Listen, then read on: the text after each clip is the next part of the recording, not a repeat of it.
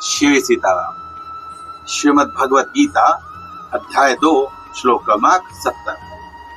इस श्लोक से पहले भगवान ने यह बताया कि जो योगी होता है वह कैसे जागता है, वह कैसे सोता है।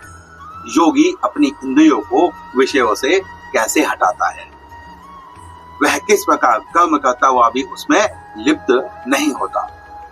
राग और द्वेष का त्याग करने वाला साधक ही स्थितप्रज्ञ की अवस्था को प्राप्त करता है। इन सब में सबसे महत्वपूर्ण जो बात है वह भगवत परायण होकर ऐसा करता है। और जब भगवत परायण होकर कोई कार्य किया जाता है तो फिर उसके योग और क्षेम का वहन करने का कार्य भगवान स्वयं करते हैं। तो स्थितप्रज्ञ की अवस्था को अगर आसानी से प्राप्त करना है तो उसके लिए भगवत परायण होना सबसे पहली सीढ़ी है। उसके पश्चात इंद्रियों का निग्रहण, संयम, राग द्वेष का त्याग और धीरे धीरे ये सब चीजें अपने आप ही होती चली जाती है। अब भगवान बताते हैं कि जो स्थितप्रज्ञ है, जो साधक है, जो योगी है, उसकी स्थिति क्या है। उसका एक उदाहरण भगवान ने यहाँ पर दिया है। भगवान कहते हैं इस श्लोक में, आपूयमाणमचल प्रतिष्ठम् समुद्रमापः पविष्यन्ति यद्वत् तदत्तु कामायं पविष्यन्ति सर्वे स शान्तिमापनोति न कामकामी। भगवान कहते हैं जो कामी मनुष्य होता है उसे शांति नहीं मिलती। तो शांति किसको मिलती है? तो भगवान यहाँ पर कहते हैं शांति उसे मिलती है जिसमें इच्छाओं का, लालसाओं का, आसक्ति का रंच मात्र भी स्थान नहीं होता, जिसकी बुद्धि भगवान के परायण है। भगवान यहाँ पर एक उदाहरण देते हैं, आपूयमाण मचल प्रतिष्ठम्। चारों तरफ से जल से परिपूर्ण जो सागर होता है वैसी ही अचल जो प्रतिष्ठा होती है वह एक साधक की होती है।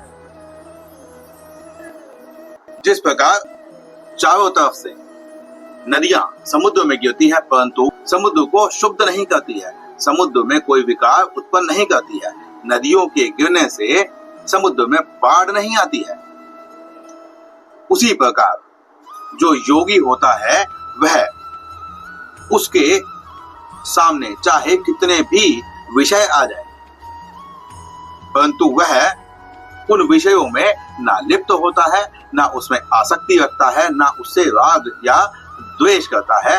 वह उन सभी कार्यों को कर्तव्य समझकर करता है। वह भगवान के प्रति अपनी आस्था रखता है। वह कोई भी कार्य करता है उसके फल के लिए चिंता नहीं करता है। वह अपने लिए कोई कार्य करता ही नहीं है, इसीलिए कार्य करता हुआ भी जो अपने लिए उससे कुछ नहीं चाहता वह कर्म योगी होता है। और ज्ञान योगी से अधिक श्रेष्ठ कर्म योगी होता है, क्योंकि ज्ञान योगी यदि कर्म करना छोड़ दे तो वह एक ही अवस्था में छोड़ सकता है जिस अवस्था में वह किसी ऐसे स्थान पर जाकर समाधि ले ले जहां पर सांसारिक कोई भी भोग हो ही ना, कोई सांसारिक व्यक्ति उनसे मिल ही ना पाए, तपस्या करने लगे। तो इस क्रिया में वह सिर्फ अपना ही भला करता है। लेकिन जो कर्म योगी होता है, कर्म योगी सांसारिक काम करता हुआ, सांसारिक कर्तव्यों को निभाता हुआ भी संसार का भला करता है। वह और लोगों को अपने जैसा आचरण करना सिखाता है। उसको देखकर लोग कल्याण के कार्य करना सीखते हैं। इससे समाज का निर्माण होता है। इससे जो छोटे बच्चे हैं या जो अभी नए नए साधक बनने वाले हैं वह देखते हैं कि हमें समाज में रहते हुए किस प्रकार अपना और समाज का कल्याण करना है। तो ऐसी प्रतिष्ठा जिसकी होती है उसी को ही शांति प्राप्त होती है। जिसके पास अपनी लालसा, अपनी इच्छा के लिए कुछ भी समय नहीं है, जो हर कार्य धर्म की प्रतिष्ठा को बढ़ाने का करता है, जो लोक कल्याण का कार्य करता है। उसी को ही शांति प्राप्त होती है, कामी मनुष्य को शांति प्राप्त नहीं होती है। तो भगवान ने यहाँ पर यह कहा है कि जो योगी है उसके सामने सभी प्रकार के विषय, चारों तरफ से विषय का अथाह समुद्र ही क्यों ना हो, परंतु वह उन विषयों में लिप्त नहीं होता, उन विषयों से अलग रहता है।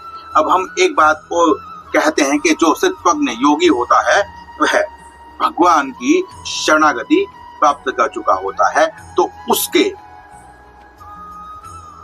जीवित रहते हुए भी कोई भी इच्छा उत्पन्न ही नहीं होती, क्योंकि हम जहां पर है वो सतचित आनंद की अवस्था है। और जब आनंद की अवस्था होती है तो हमें किसी चीज की कमी रहती ही नहीं है। वो जब किसी चीज की कमी रहेगी ही नहीं तो इच्छा कैसे उत्पन्न? भगवान ने योगी का आचरण बताया है कि वह स्वयं में ही संतुष्ट रहता है।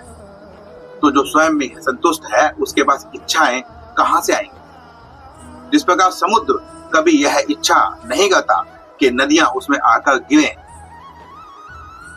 नदियां ही समुद्र की तरफ भागती हैं, कभी समुद्र नदियों की तरफ नहीं भागता है। इसी प्रकार जो योगी होता है वह भी विषयों की तरफ नहीं भागता है। उसके सामने दैविक स्थिति, परिस्थितिवश या किसी भी परिस्थिति में कोई भी भोग आता है, विषय आता है, तो वह कर्तव्य समझकर उसका निर्वहन करता हुआ उसमें लिप्त नहीं होता, अपने लिए कुछ नहीं चाहता है। तो जो योगी है वह समुद्र की तरह स्थिर अचल होता है। लौकिक में इससे अच्छा उदाहरण कोई था ही नहीं जो योगी की स्थिति को बता सके, क्योंकि योगी जो होता है उसकी स्थिति सांसारिक नहीं आध्यात्मिक होती है। वह पारलौकिक होता है, वह संसार में रहता हुआ भी संसार में नहीं रहता है। तो यह सबसे नजदीक का एक उदाहरण था जो भगवान ने यहाँ पर दिया, जिससे हम योगी जो है समुद्र की उपमा देकर साधक की जो गंभीरता है, जो चलता है, उसका वर्णन करने का प्रयास किया है। मिलते हैं अगले श्लोक में। इस श्लोक में इतना ही। शिव सीताराम।